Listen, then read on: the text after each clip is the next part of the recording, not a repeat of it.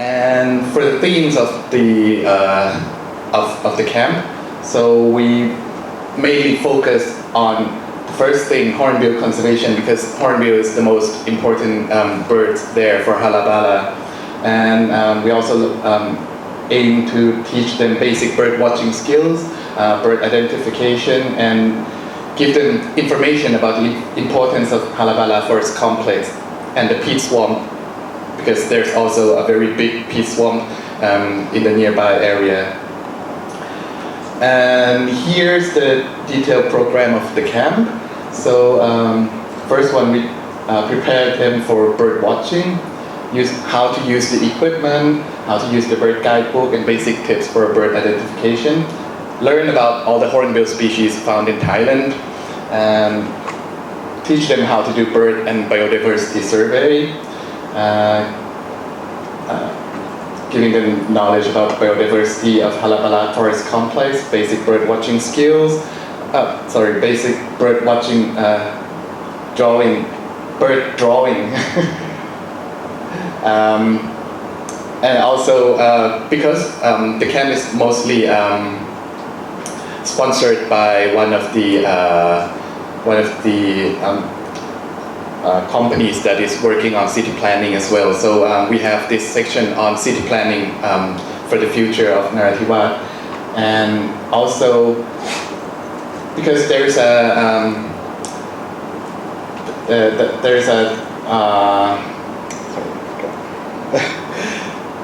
we also have this tissue culture activity, because there's also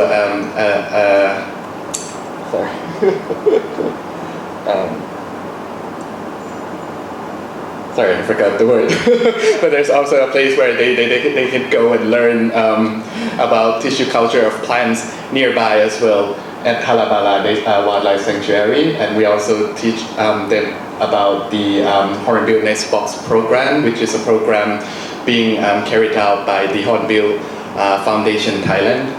And we also bring the students to visit the Kok Mai Rua Wildlife Expansion and Husbandry Center, which is nearby in Narathiwat. So there, at this center, there are a lot of confiscated animals from illegal wildlife trafficking. So we want to show the students as well, where do all these animals go to, and try to raise awareness about the wildlife trafficking. And of course, conclusion and reflection of the camp. So, so far, more than 100 students have participated in our camp, and we have strengthened the network of local conservation groups within Narathiwat and Pattani. And the students that have participated in the camp, they are now able to identify and monitor the birds in Hala-Bala and their own hometown. And we also give technical support and equipment for the local conservation group in Narathiwat, which is called the Yang Yim group. And a lot of them are actually students who participated in our camp.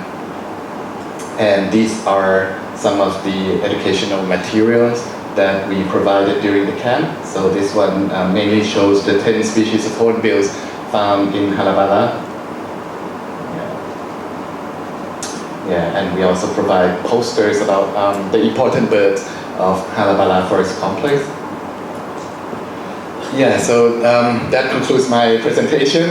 Thank you very much, and if there's any question, feel free to ask. Thank you.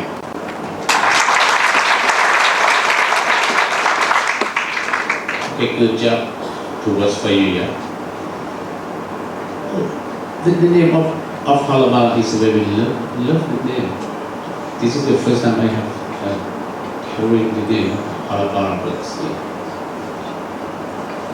Do you have any questions that you can show? And go on to the mic. Please. Mila. Interesting presentation. Just share a bit about the Hornbill Nest Building Program. I'm interested in that. Right. So all species of hornbills, they nest in tree cavities, in tree holes. So because of deforestation, so there are not that many big trees left in the forest. So the Hornbill Foundation in Thailand, they have started this Hornbill Nest Box program where they put up nest box big enough for hornbills to use as the nest on the trees, and have the local people as volunteers to monitor the nest box. And a lot of some of our students and people who we work with are also volunteers doing this nest box monitoring. And so providing the nest box will increase the chance for hornbills to increase the population. And also with this volunteer program, we can have someone to monitor the nest box daily, so that we can reduce the risk of poaching, because hornbills is also a very popular species for pet birds. So so mainly the main objectives for this nest box program is that they want to increase the population of hornbills while also preventing the illegal poaching of the hornbill chicks. Any questions?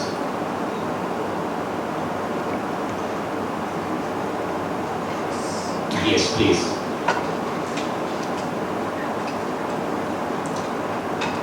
Thank you for your question. Thank you for your presentation. So, I would like to know, you told me that high school students are 10 to 11, 10 to 12 years old. No. Grade 10 to 12. Great. I see. Okay. And one camp each 30 people and 40 people. Sorry? 30 to 40 people. For each camp. Each camp. Yes. Yes. And how many moderators or teachers? The staff, Yes, normally about 10 people. 10 people. Yeah, or a bit less than that. Yeah. Okay. And do you train them? Or So part of the staff will be our own staff from BCST, and another part will be from the Young Yin group, which they already have the knowledge as well. Yeah, and actually some of the students who participated in the earlier camps, they also come back and help as the staff as well. So they have already been trained. Yeah. This is a very good program. So Thank you. Okay, thank you very much for your presentation. Kun Ayuwat Jearwattanakanok. Please give your big hand.